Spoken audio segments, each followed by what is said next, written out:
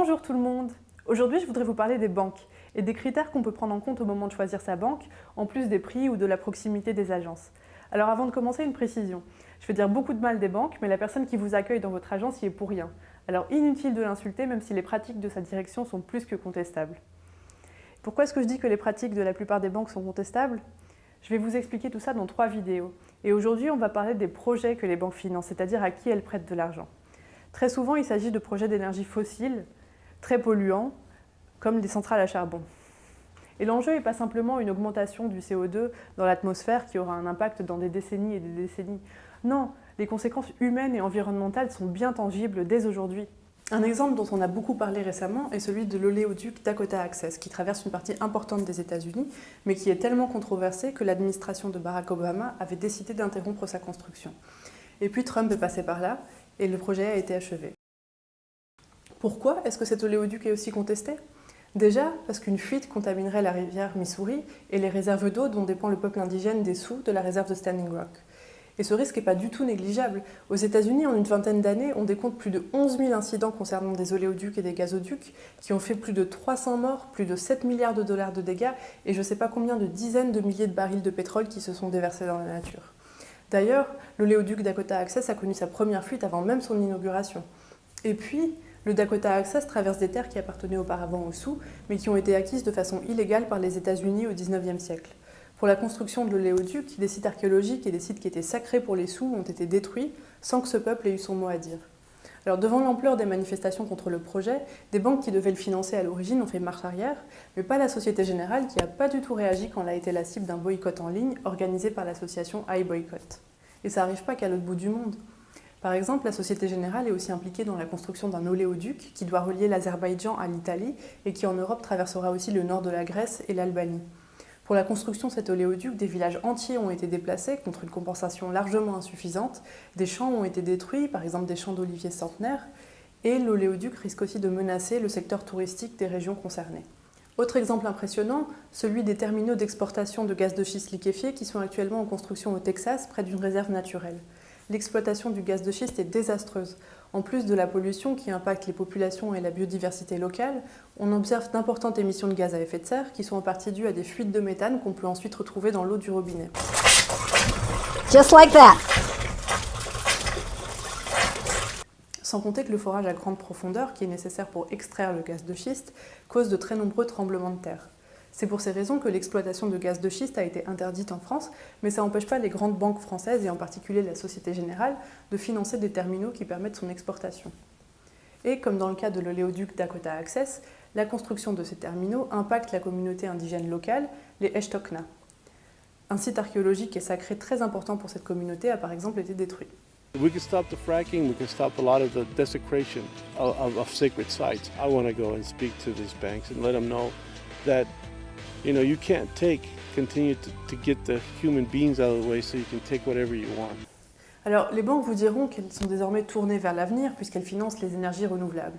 C'est complètement faux puisqu'elles continuent à accorder beaucoup plus de financement aux énergies fossiles qu'aux énergies renouvelables. En plus, l'investissement des plus grandes banques européennes dans les sables bitumineux, qui représentent une véritable catastrophe écologique, a augmenté en 2017 par rapport aux années précédentes. Alors la plupart du temps, quand vos banques soulignent leur volonté de lutter contre le changement climatique, c'est juste du greenwashing. Mais les énergies fossiles ne sont pas les seuls projets controversés dans lesquels nos banques investissent. Par exemple, est-ce que vous saviez que votre épargne sert vraisemblablement à financer des armes nucléaires si vous êtes chez BNP Paribas, la Société Générale, le Crédit Agricole ou des centaines d'autres banques à travers le monde? Alors, BNP Paribas admet que les armes nucléaires sont des armes controversées et s'engage à financer aucune entreprise qui en fabrique. Sauf qu'elle se débrouille pour contourner ses propres règles.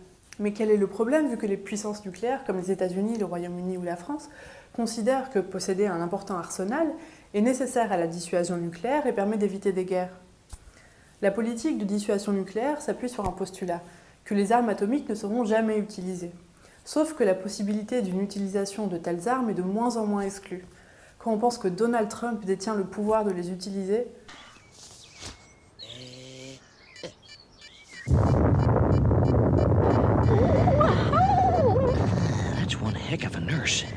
on parle bien d'armes qui peuvent en un claquement de doigts détruire des pays entiers. Et puis comme disait mon prof de physique au lycée, Hiroshima et Nagasaki, c'est des petites bombinettes par rapport à ce qu'on construit aujourd'hui. Et puis même si on n'en arrive pas là, la simple production et possession d'armes nucléaires est extrêmement dangereuse. Déjà, l'extraction d'uranium qui est nécessaire à leur production est très néfaste pour l'environnement et pour la santé des personnes qui travaillent dans les mines ou qui habitent à proximité. Et puis, des accidents sont possibles. On est plusieurs fois au cours de l'histoire passé pas loin d'une catastrophe.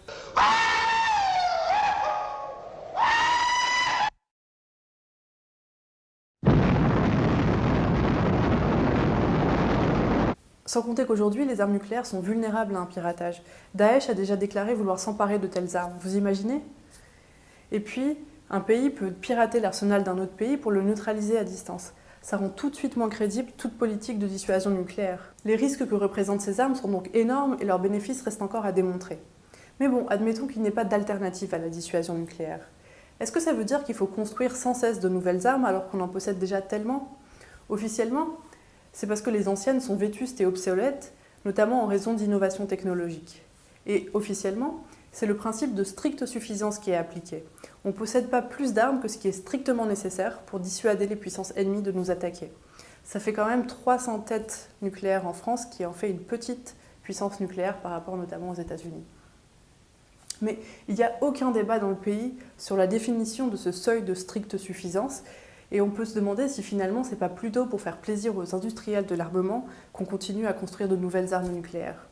Malgré la signature en 2017 par 53 pays d'un traité de l'ONU qui interdit la simple possession d'armes nucléaires, les choses ne sont pas prêtes de changer. Et c'est peut-être en ciblant les financements des entreprises d'armement qu'on parviendra petit à petit à une diminution de l'arsenal nucléaire mondial. Alors vous pouvez écrire à votre banque pour lui demander d'arrêter de financer des projets controversés.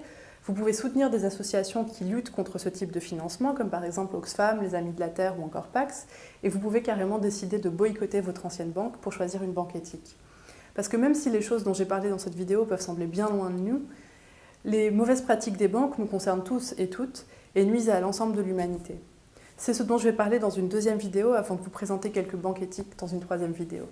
Voilà, rendez-vous sur mon blog si vous voulez en savoir plus sur les sujets que j'ai abordés ici et si vous voulez vérifier mes sources. N'hésitez pas non plus à laisser votre avis dans les commentaires. Et si vous voulez être tenu au courant des prochains articles et vidéos que je sors, suivez-moi sur YouTube, Facebook, Twitter, Google+, Framasphère, Mastodon, ou abonnez-vous au flux RSS ou à la newsletter de mon blog. Et si cette vidéo vous a plu, vous pouvez la partager autour de vous, mettre des likes et des pouces bleus, comme ça on sera de plus en plus nombreux à être conscients de ce qu'on finance avec notre argent. Allez, à la prochaine! There's a battle raging on the sacred land. Our brothers and sisters had to take a stand against us now for what we all been doing. On the sacred land there's a battle brewing.